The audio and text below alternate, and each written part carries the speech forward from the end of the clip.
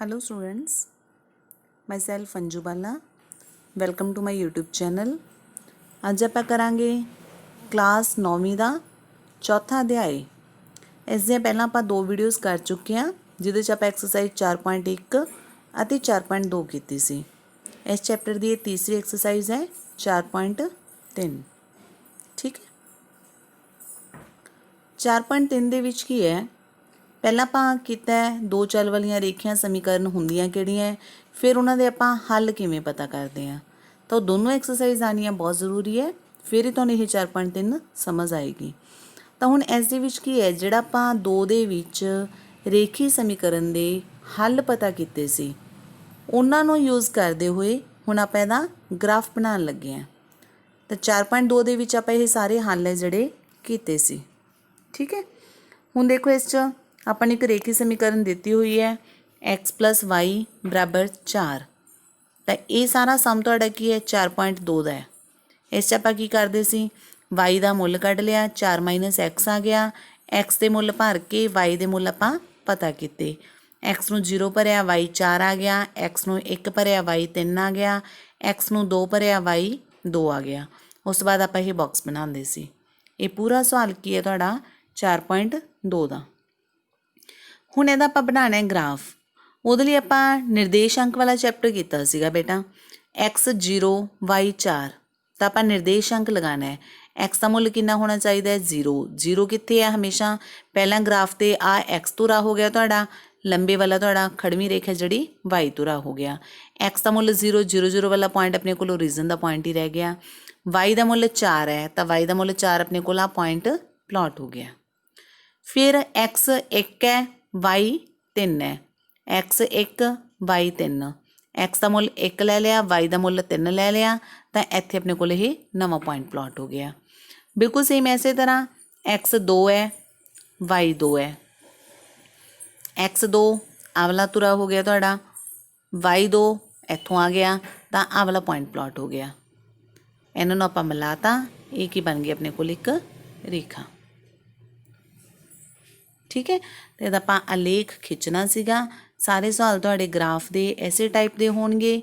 Main ਚੀਜ਼ ਤੁਸੀਂ ਪਹਿਲਾਂ 4.2 ਨੂੰ ਧਿਆਨ ਨਾਲ ਦੇਖਣਾ ਅਤੇ ਸਮਝਣਾ ਹੈ, ਫਿਰ ਆ ਐਕਸਰਸਾਈਜ਼ ਸ਼ੁਰੂ ਕਰਨੀ ਹੈ। ਦੂਸਰਾ ਸਵਾਲ ਦੇਖੋ, x - y = 2। ਤਾਂ ਹੁਣ ਉੱਥੇ ਵੀ ਆਪਾਂ ਕੀਤਾ ਸੀ, ਬੇਸ਼ੱਕ ਤੁਸੀਂ x ਦਾ ਮੁੱਲ ਕੱਢ ਲਓ ਚਾਹੇ y ਦਾ ਮੁੱਲ ਕੱਢ ਲਓ। x ਬਰਾਬਰ ਆ ਗਿਆ 2 + y। ਹੁਣ ਆਪਾਂ y ਦੇ ਮੁੱਲ ਭਰ ਰਹੇ ਹਾਂ ਇੱਥੇ, y ਨੂੰ 0 ਭਰਿਆ x 2 ਆ ਗਿਆ, y ਨੂੰ 1 ਭਰਿਆ x 3 ਆ ਗਿਆ, y ਨੂੰ 2 ਭਰਿਆ x 4 ਆ ਗਿਆ। ਆਹ ਬਾਕਸ ਬਣਾ ਲਿਆ। ਠੀਕ ਹੈ, ਹੁਣ ਆਪਾਂ ਗ੍ਰਾਫ ਦੇ ਵਿੱਚ ਦਿਖਾਉਣਾ ਇਹਨੂੰ, x 2 ਹੈ y 0 ਹੈ। ਇਹਨੂੰ ਆਪਾਂ ਇਸ ਤਰ੍ਹਾਂ ਵੀ ਲਿਖ ਸਕਦੇ ਹਾਂ ਪੁਆਇੰਟ ਨੂੰ, x ਦਾ ਮੁੱਲ 2 y ਦਾ ਮੁੱਲ 0, ਤਾਂ ਕਿੱਥੇ ਰਹਿ ਗਿਆ 2 'ਤੇ। x 3 ਹੈ y 1 ਹੈ, x ਦਾ ਮੁੱਲ 3 ਲੈਣਾ, y ਦਾ ਮੁੱਲ 1 ਲੈਣਾ। x ਦਾ ਮੁੱਲ 3 ਆਹ ਲਾਈਨ ਹੋ ਗਈ, y ਦਾ ਮੁੱਲ 1 ਆਹ ਲਾਈਨ ਹੋ ਗਈ। ਪੁਆਇੰਟ ਕਿੱਥੇ ਬਣ ਗਿਆ ਇੱਥੇ। x 4 y 2, x 4 4,2 ਬਣ ਗਿਆ ਨਾ ਪੁਆਇੰਟ। ਤਾਂ x ਦਾ ਮੁੱਲ 4 ਇੱਥੇ ਹੋ ਗਿਆ, y ਦਾ ਮੁੱਲ 2 ਇੱਧਰ ਆ ਗਿਆ, ਆਹ ਬਣ ਗਿਆ ਪੁਆਇੰਟ। ਇਹਨਾਂ ਪੁਆਇੰਟਸ ਨੂੰ ਤੁਸੀਂ ਮਿਲਾ ਦੇਣਾ, ਇਹ ਕੀ ਬਣ ਗਈ ਤੁਹਾਡੇ ਕੋਲ ਇੱਕ ਰੇਖਾ। ਠੀਕ ਹੈ, ਦੇਖੋ ਅੱਗੇ third part, y = 3x। x ਨੂੰ 0 ਭਰੋਂਗੇ, y ਦਾ ਮੁੱਲ 0 ਆ ਗਿਆ, x ਨੂੰ 1 ਭਰਿਆ y ਦਾ ਮੁੱਲ 3 ਆ ਗਿਆ, x ਨੂੰ 2 ਭਰਿਆ y ਦਾ ਮੁੱਲ 6 ਆ ਗਿਆ। ਬਾਕਸ ਬਣਾ ਲਿਆ। ਫਿਰ ਉਹੀ ਦੇਖੋ ਪੁਆਇੰਟ, ਹੁਣ ਇੱਥੇ ਕੀ ਆਪਣੇ ਕੋਲ x ਵੀ 0 y ਵੀ 0, 0,0। ਇਹਨੂੰ ਆਪਾਂ ਕੀ ਕਹਿੰਦੇ ਹਾਂ ਬੇਟਾ, ਮੂਲ ਬਿੰਦੂ ਦਾ ਨਿਰਦੇਸ਼ ਅੰਕ। ਆਹ 0,0 ਇੱਥੇ ਰਹਿ ਗਿਆ ਆਪਣੇ ਕੋਲ, x ਵੀ 0 ਹੈ ਅਤੇ y ਵੀ 0 ਹੈ। ਫਿਰ ਦੂਸਰਾ ਪੁਆਇੰਟ ਕੀ ਹੈ 1 3, x ਮਤਲਬ 1 ਲੈਣਾ, y 3 ਲੈਣਾ, x 1 ਹੋ ਗਿਆ y 3 ਹੋ ਗਿਆ, ਇੱਥੇ ਪੁਆਇੰਟ ਬਣ ਗਿਆ। ਫਿਰ ਅਗਲਾ ਪੁਆਇੰਟ ਕੀ ਹੈ 2 6, x 2 ਲੈਣੀ ਹੈ y 6 ਲੈਣਾ, ਆਹ ਨਵਾਂ ਪੁਆਇੰਟ ਬਣ ਗਿਆ। ਇਹਨਾਂ ਪੁਆਇੰਟਸ ਨੂੰ ਮਿਲਾਉਂਗੇ ਤਾਂ ਇਹ ਕੀ ਬਣ ਗਿਆ ਆਪਣੇ ਕੋਲ ਇੱਕ ਰੇਖਾ ਖੰਡ। ਠੀਕ ਹੈ, ਚੌਥਾ ਪਾਰਟ ਦੇਖੋ, 3 = 2x + y ਮੁੱਲ ਤੁਸੀਂ ਕਿਸੇ ਦਾ ਵੀ ਕੱਢ ਸਕਦੇ ਹੋ, ਚਾਹੇ y ਨੂੰ ਇੱਕ ਸਾਈਡ ਤੇ ਰੱਖ ਲਓ, ਬੇਸ਼ੱਕ x ਨੂੰ ਰੱਖ ਲਓ। ਇੱਥੇ y ਦਾ ਕੋਫੀਸ਼ੀਐਂਟ ਇੱਕੋ ਹੀ ਹੈ ਤਾਂ y ਨੂੰ ਇੱਧਰ ਰੱਖ ਲਿਆ, 2x ਨੂੰ ਇੱਧਰ ਲੈ ਕੇ ਮਾਈਨਸ ਕਰਤਾ ਤਾਂ y ਬਰਾਬਰ ਕੀ ਆ ਗਿਆ 3 - 2x। ਫਿਰ ਉਹੀ x ਦੇ ਮੁੱਲ ਭਰੀ ਆਵਾਂਗੇ, y ਦੇ ਕੱਢਾਂਗੇ। ਆ ਬਾਕਸ ਤੁਹਾਨੂੰ ਹੁਣ ਬਣਾਉਣਾ ਆ ਚੁੱਕਿਆ। ਜੇ ਤੁਸੀਂ ਪਹਿਲੀ ਐਕਸਰਸਾਈਜ਼ ਬਹੁਤ ਵਧੀਆ ਕੀਤੀ ਹੈ ਤਾਂ ਇੱਥੇ ਆਪਾਂ ਐਕਸ ਵਾਈ ਦੇ ਮੁੱਲ ਭਰ ਕੇ ਆਹ ਬਣਾ ਲਿਆ। ਉਸ ਤੋਂ ਬਾਅਦ ਆਪਾਂ ਕੀ ਕਰਨਾ ਹੁਣ, ਗ੍ਰਾਫ ਬਣਾਉਣਾ ਹੈ। 0 3 x ਨੂੰ 0 y ਨੂੰ 3 x 0 y 3 ਆਹ ਵਾਲਾ ਪੁਆਇੰਟ। 1 1 ਮਤਲਬ x 1 y ਵੀ 1, x ਦਾ ਮੁੱਲ 1 y ਦਾ ਮੁੱਲ 1 ਪੁਆਇੰਟ ਹੋ ਗਿਆ। 2 -1 -1 ਬੇਟਾ ਹੁਣ ਕਿੱਥੇ ਜਾਊਗਾ, y ਦਾ ਮੁੱਲ -1 ਹੈ ਨਾ, ਨੀਚੇ ਨੂੰ ਜਾਊਗਾ। x 2 ਹੈ, x ਦਾ ਮੁੱਲ ਆਪਾਂ 2 ਇੱਥੇ 2 ਤੇ ਲਾਈਨ ਖਿੱਚੀ ਤੇ y ਕੀ ਹੈ -1 ਹੈ, ਤੈਨੂੰ ਆਪਾਂ ਨੀਚੇ ਲੈ ਗਏ, ਆ -1 ਇੱਥੇ ਆ ਗਿਆ ਤਾਂ ਪੁਆਇੰਟ ਕਿੱਥੇ ਪਲਾਟ ਹੋ ਗਿਆ, ਇੱਥੇ। ਇਹਨਾਂ ਨੂੰ ਮਿਲਾਵਾਂਗੇ ਆਪਾਂ, ਫਿਰ ਉਹੀ ਆਪਣੇ ਕੋਲ ਆ ਗਈ ਇੱਕ ਰੇਖਾ। ਉਸ ਤੋਂ ਬਾਅਦ ਦੇਖੋ ਬੇਟਾ ਦੂਸਰਾ ਸਮ ਹੈ, ਬਿੰਦੂ 2 ਅਤੇ 14 ਵਿੱਚੋਂ ਹੋ ਕੇ ਜਾਣ ਵਾਲੀਆਂ ਦੋ ਰੇਖਾਵਾਂ ਦੇ ਸਮੀਕਰਨ ਲਿਖੋ। ਇਸ ਤਰ੍ਹਾਂ ਦੀਆਂ ਹੋਰ ਕਿੰਨੀਆਂ ਰੇਖਾਵਾਂ ਹੋ ਸਕਦੀਆਂ ਹਨ ਅਤੇ ਕਿਉਂ। ਤਾਂ ਇਸ ਦੇ ਵਿੱਚ ਕੀ ਹੈ, ਤੁਸੀਂ x ਦਾ ਮੁੱਲ ਇੱਕ ਤਰ੍ਹਾਂ ਦਾ 2 ਦਿੱਤਾ ਹੋਇਆ ਹੈ, y ਦਾ ਮੁੱਲ ਆਪਾਂ ਨੂੰ 14 ਦਿੱਤਾ ਹੋਇਆ ਹੈ। ਤੁਸੀਂ ਕੋਈ ਵੀ ਇਹੋ ਜਿਹੀਆਂ ਰੇਖਾਵਾਂ ਲਿਖਣੀਆਂ ਹੈ, ਇਹੋ ਜਿਹੀਆਂ ਸਮੀਕਰਨਾਂ ਲਿਖਣੀ ਹੈ ਜਿਹਦੇ 'ਚ x ਨੂੰ 2 ਭਰੀਏ ਅਤੇ y ਨੂੰ 14 ਭਰੀਏ, ਬਰਾਬਰ ਜਿਹੜਾ ਆਨਸਰ ਹੈ ਤੁਹਾਡਾ ਸੈਟਿਸਫਾਈਡ ਹੋਵੇ। ਹੁਣ ਮੰਨ ਲਓ ਮੈਂ ਤੁਹਾਨੂੰ ਲਿਖਤਾ x + y = 16। ਹੁਣ x + y = 16 ਕੀ ਹੈ, ਜੇ ਤੁਸੀਂ x ਨੂੰ ਇੱਥੇ 2 ਭਰੋਗੇ, y ਨੂੰ ਤੁਸੀਂ ਇੱਥੇ 14 ਭਰੋਗੇ, ਬਰਾਬਰ 16 ਆ ਗਿਆ ਨਾ। ਦੂਸਰਾ ਲਿਖਤਾ ਮੈਂ x - y = -12।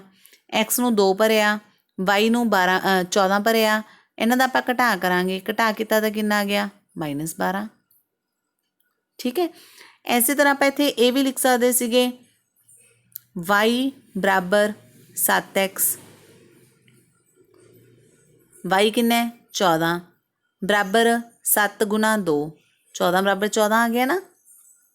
ਤਾਂ ਇਹ ਵੀ ਲਿਖ ਸਕਦੇ ਹੋ ਤੁਸੀਂ, ਗੁਣਾ 'ਚ, ਜੋੜ 'ਚ, ਘਟਾ 'ਚ, ਕਿਸੇ ਮਰਜ਼ੀ ਰਕਮ ਦੇ ਵਿੱਚ ਜਿਹੜੇ x ਤੇ y ਦੇ ਮੁੱਲ ਆਪਾਂ 2 ਤੇ 14 ਭਰੀਏ ਤਾਂ ਆਨਸਰ ਆਪਣਾ ਸਹੀ ਆ ਜਾਏ। ਤਾਂ ਉਹ ਸਾਰੀਆਂ ਕੀ ਹੈ, ਸਮੀਕਰਨਾਂ ਬਣ ਗਈਆਂ। ਅਤੇ ਇਹਦਾ ਮਤਲਬ ਇੱਥੇ ਤਾਂ ਆਪਾਂ 2 ਬਣਾ ਕੇ ਦਿਖਾਈਆਂ, 3 ਬਣਾ ਕੇ ਦਿਖਾਈਆਂ, ਆਪਾਂ ਹੋਰ ਵੀ ਬਹੁਤ ਬਣਾ ਸਕਦੇ ਹਾਂ ਨਾ ਅਲੱਗ-ਅਲੱਗ। ਤਾਂ ਇਹਦਾ ਮਤਲਬ ਕੀ ਹੈ, ਇਸ ਤਰ੍ਹਾਂ ਦੀ ਆਪਣੇ ਕੋਲ ਅਨੰਤ ਰੇਖਾਵਾਂ ਹੋ ਸਕਦੀਆਂ, ਬਹੁਤ ਸਾਰੇ ਹੱਲ ਹੋ ਸਕਦੇ ਹੈ। ਠੀਕ ਹੈ। ਤੀਸਰਾ ਸਵਾਲ ਦੇਖੋ, ਜੇਕਰ ਬਿੰਦੂ 3 4 ਸਮੀਕਰਨ ਦੇ ਆਲੇਖ 'ਤੇ ਸਥਿਤ ਹਨ ਤਾਂ ਇਹਦਾ ਮੁੱਲ ਪਤਾ ਕਰੋ।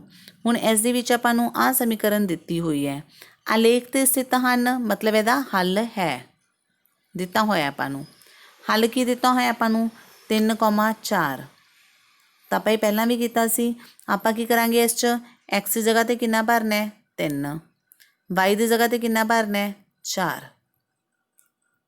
ਤਾਂ ਆਹ ਸਮੀਕਰਨ ਜਿਹੜੀ ਆਪਾਂ ਨੂੰ ਦਿੱਤੀ ਹੈ, ਇਹਦੇ 'ਚ ਆਪਾਂ x ਦੀ ਜਗ੍ਹਾ 'ਤੇ 3 ਭਰਨਾ ਹੈ, y ਦੀ ਜਗ੍ਹਾ 'ਤੇ 4 ਭਰਤਾ। ਇਹ ਬਣ ਗਿਆ 12 = 3 + 7। ਇਹ ਆਪਣੇ ਕੋਲ ਉਸੇ ਤਰ੍ਹਾਂ ਪਿਆ, ਇਹਦਾ ਮੁੱਲ ਆਪਾਂ ਪਤਾ ਕਰਨਾ ਹੈ। ਆ 7 ਨੂੰ ਇੱਧਰ ਖੱਬੇ ਪਾਸੇ ਲੈ ਕੇ ਆਵਾਂਗੇ ਤਾਂ ਮਾਈਨਸ 'ਚ ਹੋ ਗਿਆ, 12 - 7 5 ਹੋ ਗਿਆ। ਇਹਦਾ ਮੁੱਲ ਕੀ ਆ ਗਿਆ 5/3। ਠੀਕ ਹੈ। ਅੱਗੇ ਚੌਥਾ ਸਵਾਲ ਹੈ ਬੇਟਾ, ਪਹਿਲਾਂ ਆਪਾਂ ਸਮੀਕਰਨ ਬਣਾਵਾਂਗੇ ਫਿਰ ਉਹਦਾ ਗ੍ਰਾਫ ਬਣਾਵਾਂਗੇ। ਠੀਕ ਹੈ। ਇੱਕ ਨਗਰ ਵਿੱਚ ਇੱਕ ਟੈਕਸੀ ਦਾ ਕਿਰਾਇਆ ਹੇਠ ਲਿਖੇ ਅਨੁਸਾਰ ਹੈ। ਪਹਿਲੇ ਕਿਲੋਮੀਟਰ ਦਾ ਕਿਰਾਇਆ ਕਿੰਨਾ ਹੈ 8 ਰੁਪਏ।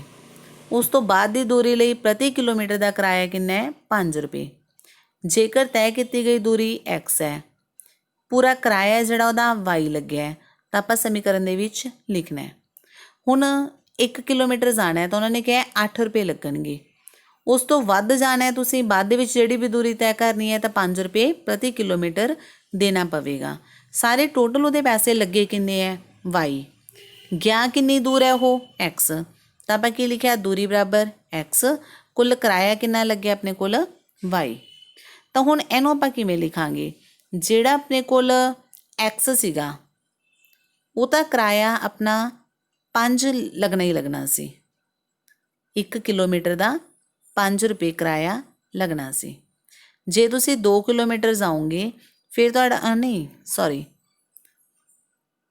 1 किलोमीटर का 8 रुपये किराया तुहाडा लगना ही सीगा।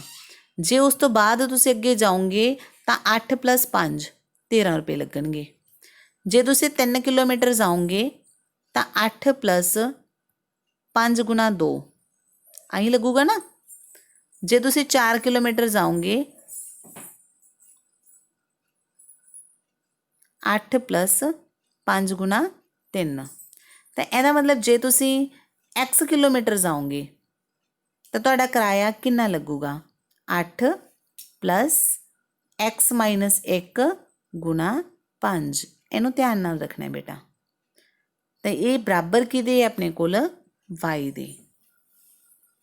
इत्थे यही लाइन ध्यान देण जोग है। y बराबर 8 + 5 × x - 1। इनू 5 नाल गुणा करती। y बराबर 3 + 5x अपने कोल बन गई समीकरण। उस तो बाद सारा सवाल तुहाडा पिछला बन गया। x का मुल भरिया, y का मुल कढ़िया, आ तुहाडा बॉक्स बन गया। उस तो बाद उस तरह तुसीं ग्राफ बना लिया। ठीक है। उस तो बाद देखो अगे जिहड़ा बेटा तुहाडा अगे 5वां सवाल है वो मैथ के उपर ग्राफ दिता होया है, तुसीं उहनूं देख के सिर्फ पॉइंट्स दसने हैं। ठीक है। 6वां सवाल देखो अगे, एक अचल बल लगाने ते एक पिंड द्वारा किया गया कारज पिंड द्वारा तय की गई दूरी के समान अनुपात हुंदा है। इस कथन नूं दो चल वाले रेखी समीकरण के रूप विच दर्शाओ अते अचल बल 5 इकाइयां लैके इसका आलेख भी खिंचना है आपां। ठीक है। हुण इस दे विच आपां नूं की क्या होया है, एक जिहड़ा कारज है उहनूं पूरा करन दे लई अपने कोल कितना टाइम। हुण इस देखो बेटा, मान लो जिहड़ा कारज है वो की है y, दूरी कितनी तय हुई है x। तुसीं इत्थे मेन फॉर्मूला याद रखना है, कारज हमेशा बराबर किहदे हुंदा है? बल गुना दूरी।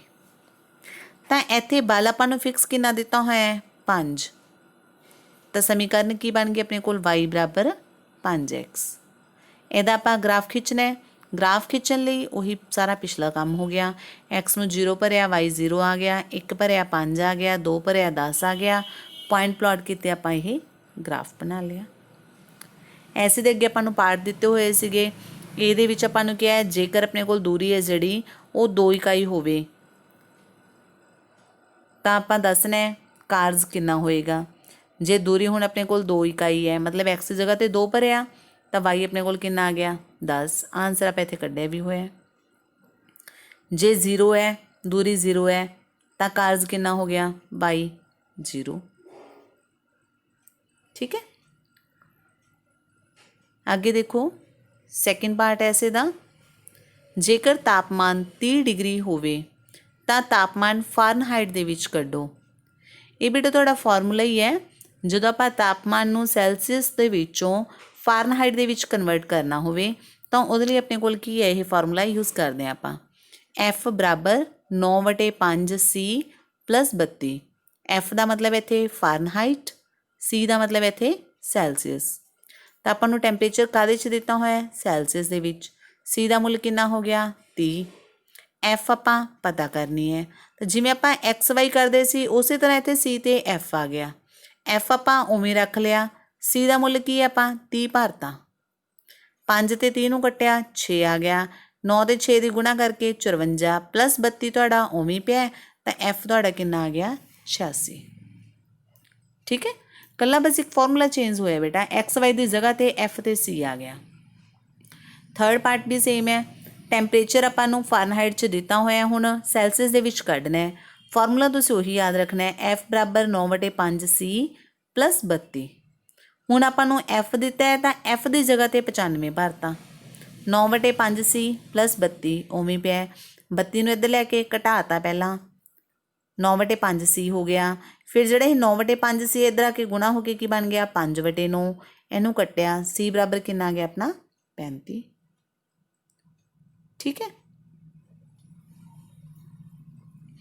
अगे तुहाडा 7वां सम है, एक स्कूल की 9वीं जमात दियां विद्यार्थियां ਯਾਮਿਨੀ ਤੇ ਫਾਤਿਮਾ ਨੇ ਮਿਲ ਕੇ ਭੁਚਾਲ ਪੀੜਿਤ ਵਿਅਕਤੀਆਂ ਦੀ ਮਦਦ ਲਈ ਪ੍ਰਧਾਨ ਮੰਤਰੀ ਫੰਡ ਵਿੱਚ 100 ਰੁਪਏ ਦਾ ਯੋਗਦਾਨ ਕੀਤਾ। ਇੱਕ ਰੇਖੀ ਸਮੀਕਰਨ ਲਿਖੋ ਜੋ ਇਹਨਾਂ ਅੰਕੜਿਆਂ ਨੂੰ ਸੰਤੁਸ਼ਟ ਕਰਦੀ ਹੋਵੇ। ਹੁਣ ਇਸ ਦੇ ਵਿੱਚ ਕੀ ਹੈ, ਦੋ ਲੜਕੀਆਂ ਹੈ, ਉਹਨਾਂ ਨੇ ਕੀ ਕੀਤਾ ਹੈ, 100 ਰੁਪਏ ਦੋਨਾਂ ਨੇ ਮਿਲ ਕੇ ਦਾਨ ਕੀਤਾ ਹੈ। 9ਵੀਂ ਕਲਾਸ ਦੀਆਂ ਦੋ ਲੜਕੀਆਂ, ਉਹਨਾਂ ਨੇ ਦੋਵਾਂ ਨੇ ਮਿਲ ਕੇ 100 ਰੁਪਏ ਦਾਨ ਕੀਤੇ ਹੈ। ਜੇ ਮੈਂ ਤੁਹਾਨੂੰ ਔਰਲੀ ਪੁੱਛਾਂ, ਇੱਕ ਨੇ X ਰੁਪਏ ਦਾਨ ਕੀਤੇ, ਦੂਸਰੇ ਨੇ Y ਰੁਪਏ ਦਾਨ ਕੀਤੇ, ਤਾਂ ਦੋਨਾਂ ਦਾ ਜੋੜ ਕਿੰਨਾ ਹੋ ਗਿਆ, 100 ਰੁਪਏ ਦੇ ਬਰਾਬਰ। ਚਾਹੇ 10 ਤੇ 90 ਹੈ, ਚਾਹੇ 0 ਤੇ 100 ਹੈ, ਚਾਹੇ 20 ਤੇ 80 ਹੈ, ਕਿੰਨੇ ਵੀ ਹੋ ਸਕਦੇ ਆ ਨਾ, ਬਰਾਬਰ ਨਹੀਂ ਹੈਗਾ ਇੱਥੇ ਜ਼ਰੂਰੀ। ਤਾਂ X ਤੇ Y ਆਪਾਂ ਲੈ ਲਏ, ਯਾਮਿਨੀ ਦਾ ਯੋਗਦਾਨ X ਲੈ ਲਿਆ, ਫਾਤਿਮਾ ਦਾ ਯੋਗਦਾਨ Y ਲੈ ਲਿਆ, ਤਾਂ ਉਹਨਾਂ ਦਾ ਜੋੜ ਕੀ ਹੋ ਗਿਆ ਆਪਣੇ ਕੋਲ, 100 ਦੇ ਬਰਾਬਰ। ਇਹਦਾ ਆਪਾਂ ਆਲੇਖ ਬਣਾਉਣਾ ਹੈ। ਆਲੇਖ ਬਣਾਉਣ ਲਈ y ਬਰਾਬਰ ਉਹੀ 100 ਮਾਈਨਸ x ਹੋ ਗਿਆ। x ਦੇ ਮੁੱਲ ਇੱਥੇ ਤੁਸੀਂ ਫਿਰ ਉਹੀ ਕੁਛ ਵੀ ਭਰ ਸਕਦੇ ਹੋ। ਉਹ ਚਾਹੇ ਆਪਾਂ 0 ਤੋਂ ਸ਼ੁਰੂ ਕਰਕੇ 1 2 3 ਲੈ ਲਈਏ, ਚਾਹੇ ਸਿੱਧਾ 10 20 30 ਲੈ ਲਈਏ, ਉਹ ਆਪਦੀ ਸੌਖ ਲਈ ਲੈ ਲੈਂਦੇ ਆਪਾਂ। x ਨੂੰ ਆਪਾਂ 10 ਲਿਆ, y 90 ਆ ਗਿਆ, x ਨੂੰ 20 ਲਿਆ, y 80 ਆ ਗਿਆ, 30 ਲਿਆ, 70 ਆ ਗਿਆ।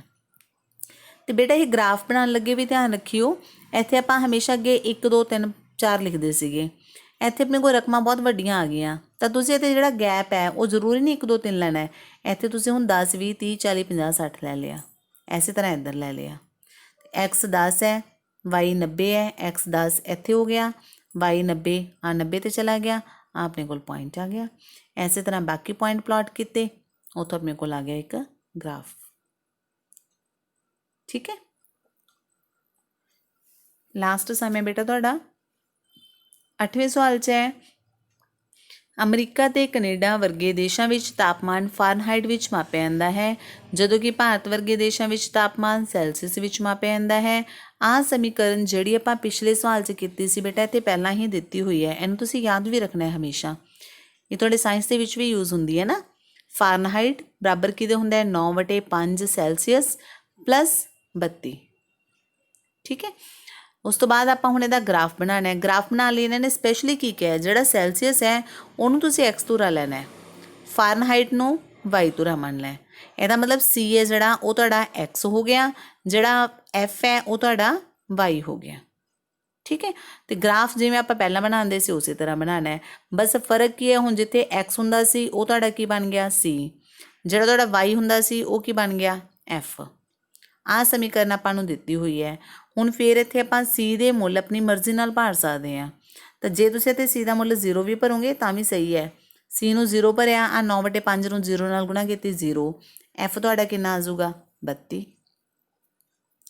ਉਸ ਤੋਂ ਬਾਅਦ ਇੱਥੇ 1 2 3 ਭਰਨ ਦੀ ਬਜਾਏ ਆਪਾਂ c ਨੂੰ 5 ਕਿਉਂ ਭਰਿਆ ਬੇਟਾ, ਕਿਉਂਕਿ ਤੁਹਾਡਾ ਇੱਥੇ ਵਟਿਆਂ ਵਾਲੀ ਟਰਮ ਖਤਮ ਹੋ ਜੂਗੀ। ਜਦੋਂ ਆਪਾਂ c ਨੂੰ 5 ਭਰਿਆ, 5 ਦੇਖੋ ਸਿੱਧਾ ਕੈਂਸਲ ਹੋ ਗਿਆ, 9 + 32 41 ਬਣ ਗਿਆ। ਫਿਰ ਇਸੇ ਤਰ੍ਹਾਂ 10 ਭਰਿਆ, ਕਿਉਂਕਿ 5 ਤੇ 10 ਨੂੰ ਵੀ ਆਪਾਂ ਕੱਟ ਸਕਦੇ ਹਾਂ, ਇਹ ਬਣ ਗਿਆ 9 ਦੂਣੀ 18 + 32 50 ਆ ਗਿਆ। ਫਿਰ 15 ਭਰ ਲਿਆ, ਕਿਉਂਕਿ 5 ਤੇ 15 ਨੂੰ ਕੱਟ ਸਕਦੇ ਹਾਂ, 27 + 32 59 ਆ ਗਿਆ। ਤੇ ਇਹਨਾਂ ਨੂੰ ਮਿਲਾ ਕੇ ਇਹ ਆਪਣਾ ਕੀ ਬਣ ਗਿਆ ਗ੍ਰਾਫ। ਠੀਕ ਹੈ ਬੇਟਾ, ਐਸੇ ਨਾਲ ਹੀ ਆਪਣੀ ਇਹ ਐਕਸਰਸਾਈਜ਼ ਹੈ ਜਿਹੜੀ ਖਤਮ ਹੁੰਦੀ ਹੈ। ਅਗਲੀ ਵੀਡੀਓ ਦੇ ਵਿੱਚ ਆਪਾਂ ਇਹਦੀ ਅਗਲੀ ਐਕਸਰਸਾਈਜ਼ ਕਰਾਂਗੇ 4.4। ਅਗਰ ਤੁਹਾਨੂੰ ਮੇਰੀ ਵੀਡੀਓ ਪਸੰਦ ਆਈ ਤਾਂ ਇਸ ਨੂੰ ਲਾਈਕ, ਸ਼ੇਅਰ ਐਂਡ ਸਬਸਕ੍ਰਾਈਬ ਕਰਨਾ।